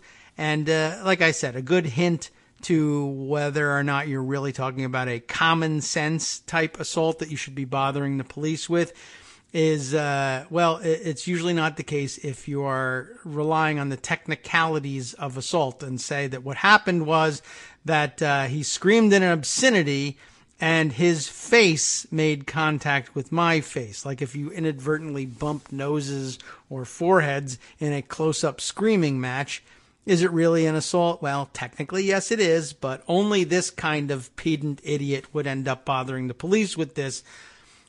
Usually not first, but as an attempt to try and deflect blame from his own actual assault. The police here said it was Kessler who assaulted Taylor, but just to try and soften the blow of all of that, Kessler decided to file charges saying, no, Taylor assaulted me, so at worst, we're both at fault. Anyway, prosecutors, though, guess what they came up with? Video of the altercation. Uh-oh. And they say video of the altercation shows Kessler's version of the story wasn't true. The assault charge against Taylor was dismissed, and Kessler ended up pleading guilty to an assault charge in April. He was then sentenced to 50 hours of community service. I guess if they knew what he was going to be up to in the summer of this year, they might instead have put him inside for a little while, but maybe not, just for this assault. I didn't see the videotape. The perjury charge, though, is a Class 5 felony and carries a possible sentence of 1 to 10 years in prison and up to a $2,500 fine. Let's get a big portion of that one on the record, shall we? The indictment was handed down in Albemarle County because the statement was made at the magistrate's office located in the Albemarle-Charlottesville Regional Jail, which is in the county. Legal analyst Scott Goodman says perjury charges are rare. It's actually very hard to prove perjury. He said, nowadays, the only cases that can hold up in court and prove perjury is where there is video evidence. And he pointed out that a felony conviction is punished by more than just prison time or a fine. It strips voting and other rights, gun rights. That would be really interesting. It would take away his right to own a firearm, and that is something most people these days don't want to lose, the right to be able to bear arms, says Goodman. Neither Kessler nor Albemarle County Commonwealth's Attorney Robert Trachy responded to a request for comment, but that would be a good person to perhaps take weapons away from. Seems like a rather dangerous individual and an inveterate liar at that. I think somebody ought to think about about throwing the book at Jason Kessler. That guy's a problem child. 1 to 10 years in the pokey will probably make you think twice about right-wing trollery and whether it's worth your time. That would be a hell of an outcome. I do not expect it. Now, to revisit another portion of the show and answer a question that I got on the KITM hashtag. And I remind you, it's out there. Kagro in the morning, KITM hashtag. Easy way to get a comment or question or a redirection of the show if you've got something interesting to share with us, like a link to a cool article that you want included. That shows up and hangs around a little while longer in my Twitter display than simply writing to me, which you can also do at KagroX on Twitter. Here's the question. I've got it from Warlock477. Warlock477, who tweets, says, "The Warlock is in." The display name of the Warlock is in. Hi, Warlock. How are you? Here's your question. So why ban the bump stock device if it makes no difference? A good question. Let me see if I can clarify.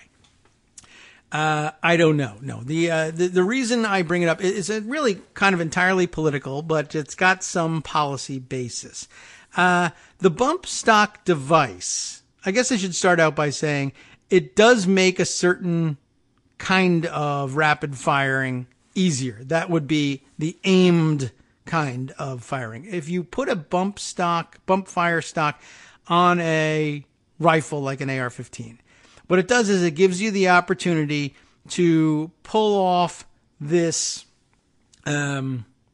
this rapid firing with some semblance of being able to aim the weapon. I guess I should at this point describe to you as briefly as possible, I hope, how you would, what do I mean when I say you can bump fire a semi-automatic weapon with your bare hands?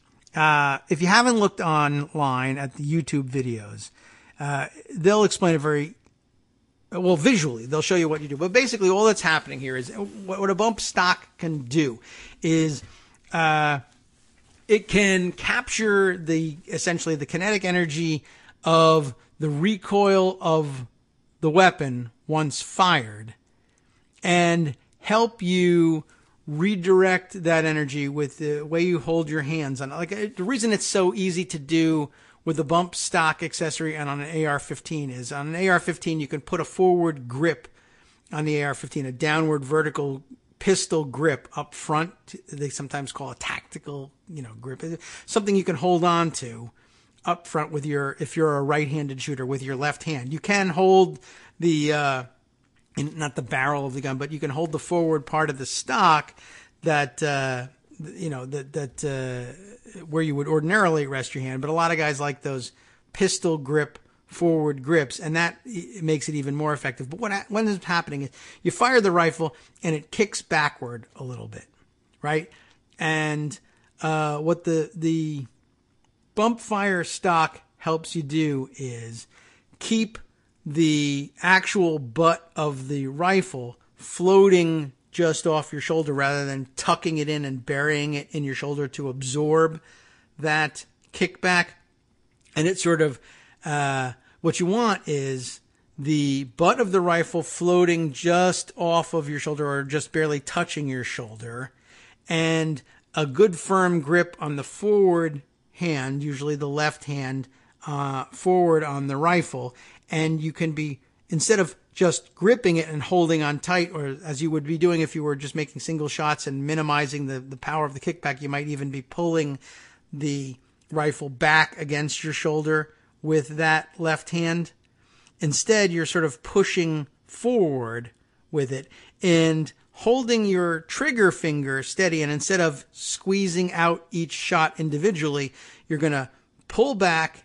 You hold that trigger finger steady and pull the gun forward such that the right forefinger is forcing the trigger backward for that firing.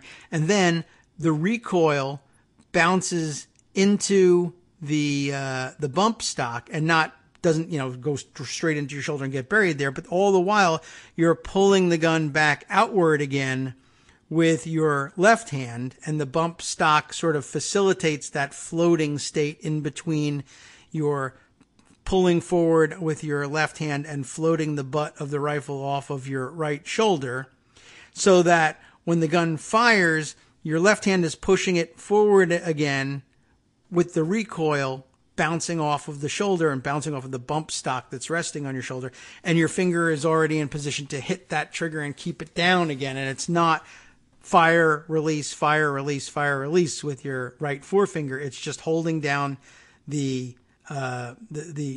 trigger like you would with a full automatic, genuinely fully automatic weapon. And the bouncing back and forth from the recoil and the pushing forward with your left hand and the ability not to end up absorbing all the impact with your shoulder that's provided by the bump stock, that makes it easy to have the thing. Basically, your rifle is bouncing back and forth with every recoil and with your finger on the trigger so that it just fires every time it bounces forward off of your bump stock and shoulder. You can do it with any gun, and you can do it without the bump stock. It's the bump stock makes it easy to do that with your eye on your target and your rifle raised. That's what makes it a useful accessory. A regular pistol, a handgun that's semi-automatic, can be made to do essentially the same thing with a two-handed technique, whereby you put both forefingers into the trigger guard. The right forefinger for right-handed shooters is on the trigger. The left forefinger is on the front inside of the trigger guard, and you're using your finger.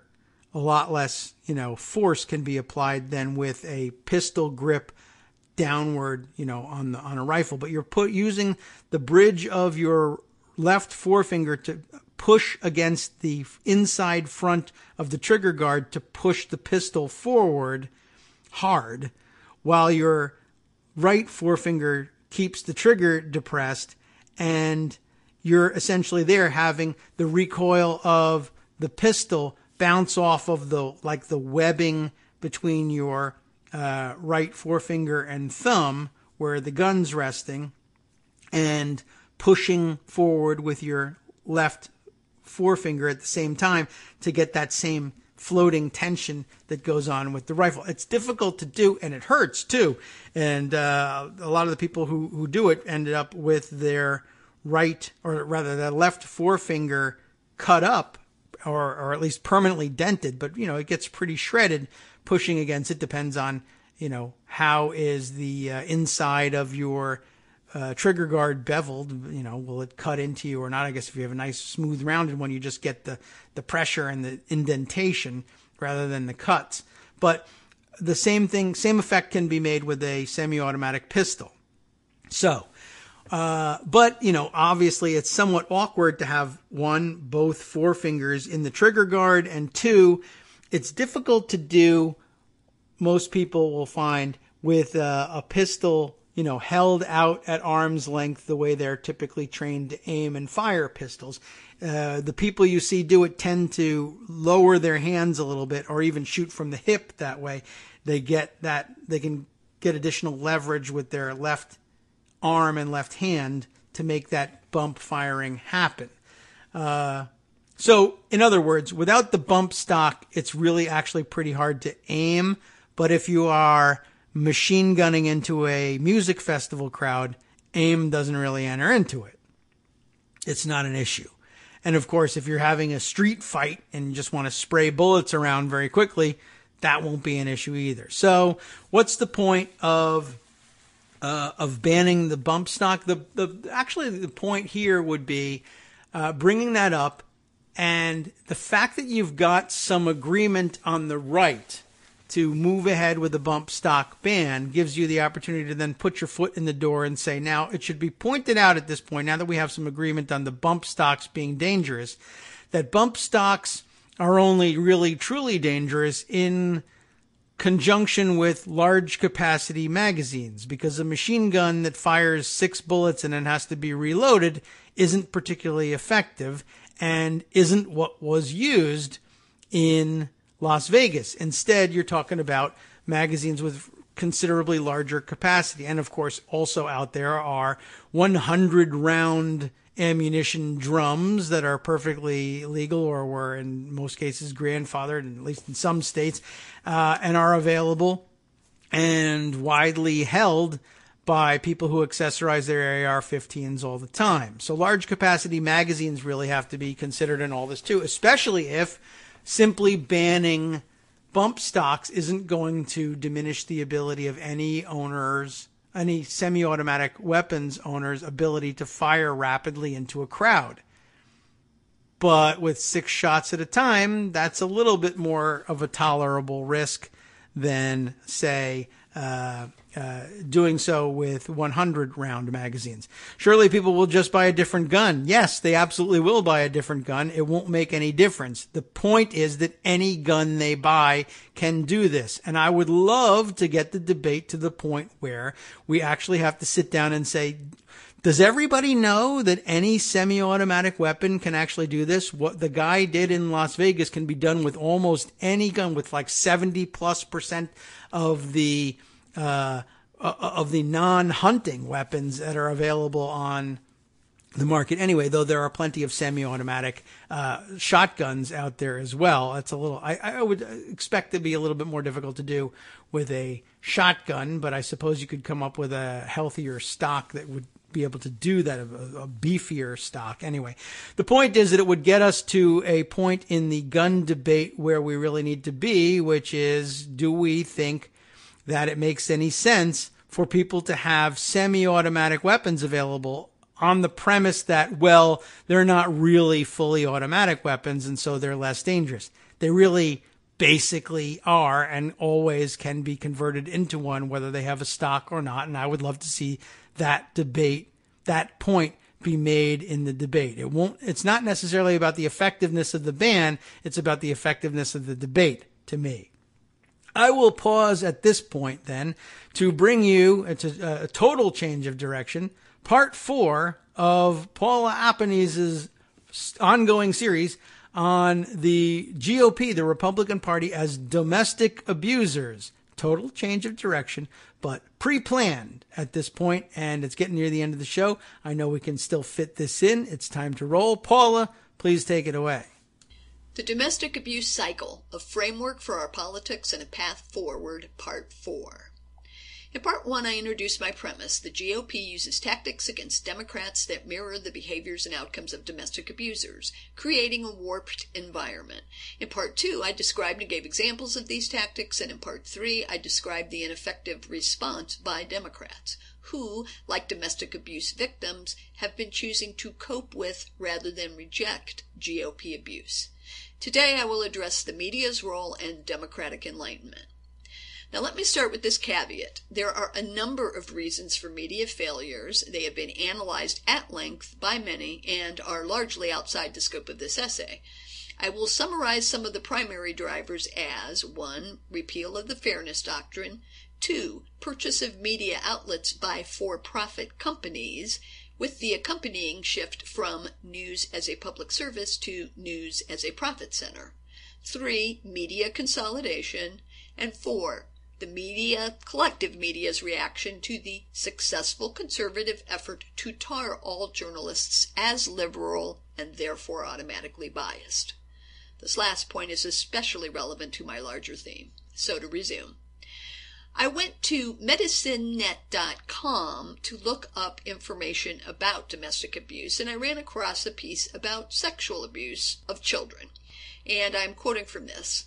Sexual abuse is the least frequently reported form of child abuse and is believed to be the most underreported type of child maltreatment because of the secrecy or conspiracy of silence that so often characterizes these cases. Conspiracy of silence refers to adults who look the other way or disbelieve a child who reports abuse. The movie Spotlight dramatizes the exposure of a conspiracy of silence. The saga of Joe Paterno, Penn State, and Jerry Sandusky is another example of conspiracies of silence at work. In an analogous form, the bulk of the mainstream media participates in conspiracy of silence-like behaviors. When covering politics, reporters and editors adopt a position of neutrality, normalizing Republican abuse through uncritical amplification. I want to repeat this. When covering politics, reporters and editors adopt a position of neutrality, normalizing Republican abuse through uncritical amplification. Republicans would accuse Hillary Clinton of some absurdity, for instance, and instead of questioning the absurdity, media figures would dutifully report the accusations, thereby lending them legitimacy. The refusal to evaluate accusations or the track records of the accusers is a noisy form of silence. major media has been silent on the question of validity. Neutrality has also led to the widespread use of false equivalency in reporting, whereby reporters or their editors feel compelled to include some variation of both sides do it in stories that would otherwise reflect badly on the GOP. False equivalency obscures and dilutes understanding of the reach and depth of Republican abuse by redirecting discussions to Democrats theoretically committing similar acts. Donald Trump's numerous misdeeds were consistently partnered with references to Hillary Clinton's single misdeed, in quotes, which was using a private email server. Now, Donald Trump's election both confounded the media and reminded members that they have a responsibility to the public beyond ratings and ad sales. Trump's cries of fake news have inspired an upsurge in serious investigative reporting and a renewed emphasis on accuracy and honesty. Democrats can make good use of this development, assuming they reach the enlightenment and responsibility phases of the abuse pattern. Democrats meet enlightenment. It's hard for people to really see what's going on when they're in the midst of it, said Attorney Joy Wagner. The denial is unbelievable. The victim's view of reality becomes really skewed. As a reminder, Joy Wagner is an attorney who represents abused women seeking divorce. Statistically, battered women average 6 attempts before they finally sever relations with abusive partners. Their ultimate success depends, she says, on how accurate their perception of reality is or becomes. Now, the reality Democrats need to perceive is the holistic nature of Republican abuse. It is a strategy with many interlocking components which keep Democrats entangled in defensive maneuvers, constantly fighting a perpetual stream of individual fires. And, as in domestic situations, long-standing abuse skews people's perceptions about what is normal and tolerable. Democrats are accustomed to living in this abusive environment. Everyone is accustomed to living in this abusive environment. Collectively, we operate as though Republicans behaving badly and getting away with it is some sort of natural law, like gravity. The abuse is so ingrained that we, including the media, don't question it. We may talk about it or report on specific instances of abuse, but we do it the same way we lament a coming hurricane. There's going to be unavoidable damage, but we can't stop the hurricane from coming. But GOP abuse can be and should be stopped. Democrats meet responsibility. Victims of abuse are empowered to change their situations once they place the responsibility for the abuse on the abuser. Republicans are fully responsible for their actions and the consequences thereof. We can't control Republicans, but we can control ourselves, and we need to stop enabling them by excusing, ignoring, downplaying, or tolerating their abusive tactics.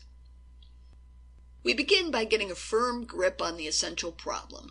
The Republican Party's abuse tactics work synergistically to envelop Democrats in an endless loop of outrages, keeping us on the defensive, interfering with our ability to make our aspirations clear and known, and diverting our energy from more constructive activities. Republican abuse confuses and discourages the apolitical and low-information citizen, brainwashes the right-wing base, and enrages, frightens, and demoralizes Democrats and or left-leaning independents. The GOP media machine presents a formidable challenge. The machine provides continuous cover for GOP abuses. Literally, within minutes after some questionable GOP action is reported, you will hear, see, and read the same explanation or justification or deflection from all corners of the Republican media universe. Similarly, when a Republican attacks a Democrat, the machine ensures that the attack will be circulated widely and defended uniformly. Through their consistency, Republicans perpetuate their frames. The media follows their leads about what is important and what can be ignored. Democrats must recognize the insidiously skewed nature of our political environment and judge it unacceptable. They must learn to spot Republican abuse tactics in action and refuse to retreat to enabling responses. Next up, moving from defense to offense. Once again, amazing and interesting. Thanks, Paula, and we look forward to the next installment. And this will continue. I think we have, what was it? I just read the number the other day as I was searching around for how many installments we have and making sure that we had the new one ready to roll. Part 8. There we are. Will be the finish. That was part 4, so we'll get to 5 tomorrow. We can include 6, 7, and 8 in the beginning parts of next week. This is a rather large undertaking. Thanks very much for sharing it with us. And an amazing thing. And I hope it's opening the doors. It looks like I'm getting inquiries about further opportunities to share original content like this. I hope to be able to bring you more as time goes on. Before we get to do anything else today, though, of course, it's time to get ready to hand the microphones over to the guys on the after show who faithfully bat cleanup for us and bring you all of the other top headlines of the day that we miss out on. I want to do just one more thing before we launch our music and tell you what's coming up on today's after show. One thing that I just definitely have to get on the record. You know it already, but I just wanted to put it out there and have a good laugh about it, I guess, except that it's actually quite serious. But that's the way it is with most of our topics here.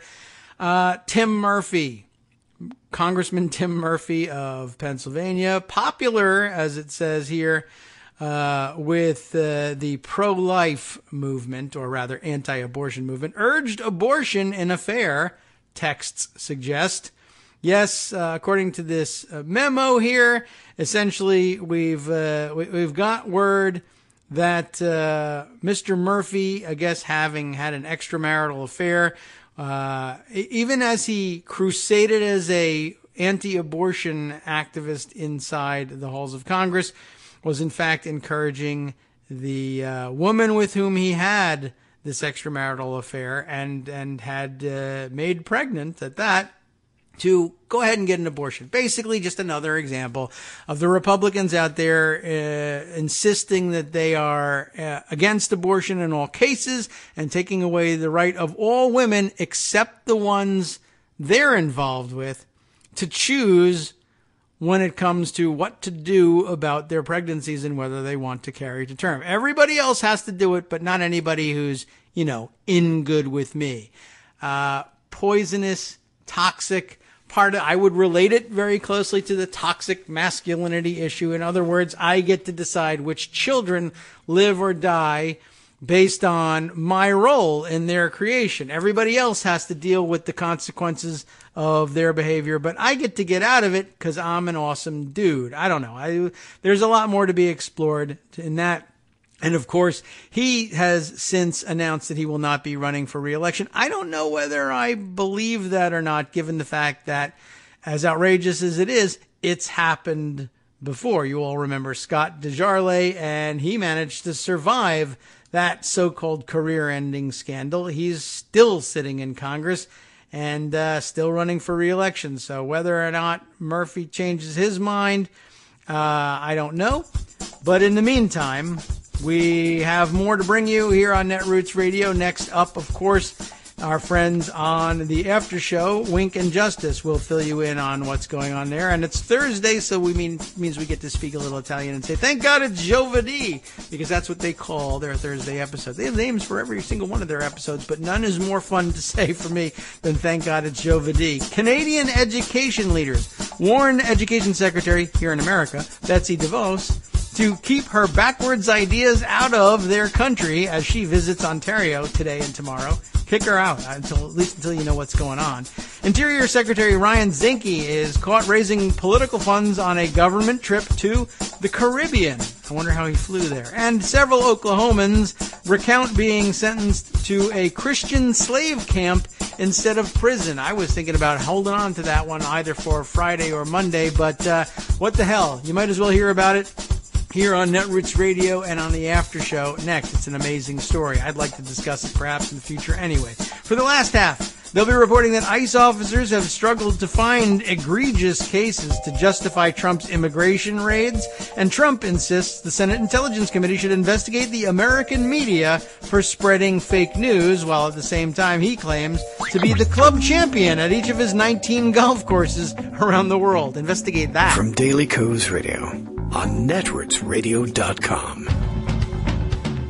You have been listening to the Kagro in the Morning Show with David Waldman.